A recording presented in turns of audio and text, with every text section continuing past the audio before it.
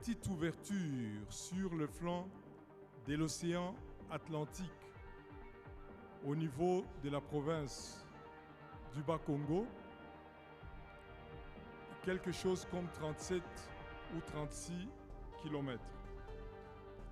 J'en parle ainsi en citant le minerai et la position géographique de la République démocratique du Congo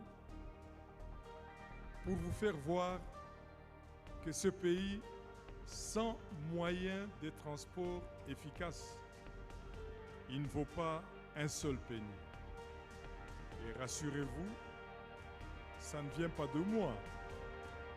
Ça vient, je crois, au siècle dernier, Henri Stanley Morton qui avait dit « Sans le chemin de fer, le Congo ne vaut pas un seul penny ». Et ça, je vous assure, c'est la vérité, puisque pour faire bouger tout ce que je venais de dire, pour sauter le caractère d'un pays semi-enclavé, il est très difficile que nous le fassions sans moyens de transport efficaces et efficients. La SNCC, nous tous, nous le savons, à l'origine, elle a été créée pour assurer les transports de marchandises à l'import et à l'export. À l'importation, c'était les intrants miniers. À l'export, principalement le produit minier. Et comme nous le savons, le produit agricole, nous avons deux interlandes agricoles.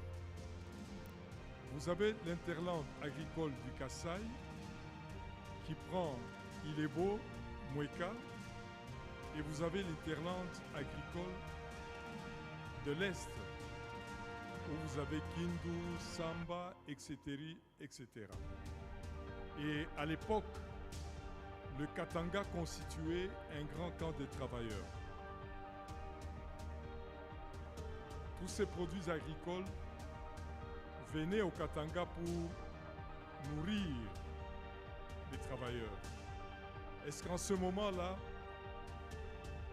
on pouvait parler de l'intégration?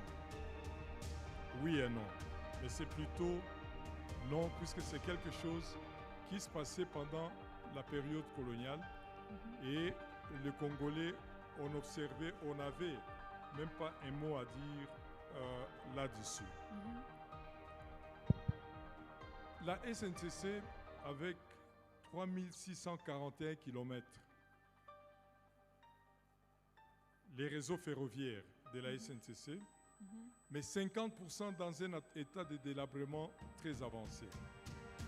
Je vais vous dire que les 3641 km, ce sont des rails à écartement 1.067.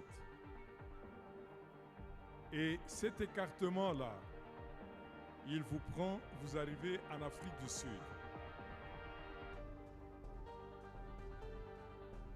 Au port de Durban, vous arrivez à Maputo, vous arrivez avec cet écartement à Dar es Salaam et vous arrivez avec le même écartement à Lobito.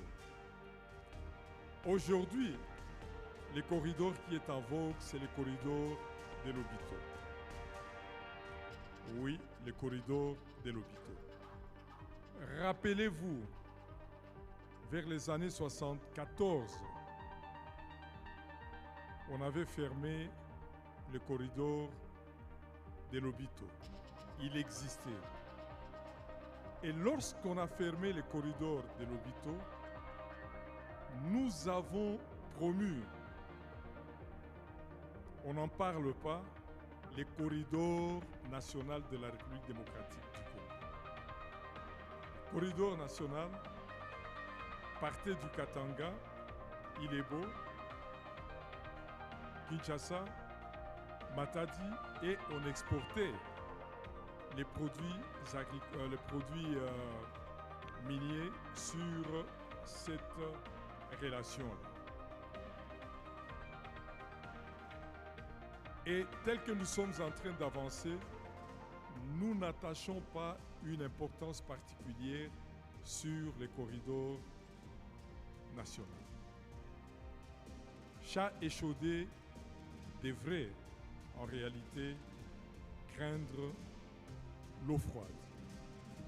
Puisque ce qui nous est arrivé en 1974, les raisons peuvent changer, les raisons peuvent nous pousser à recourir à la voie nationale.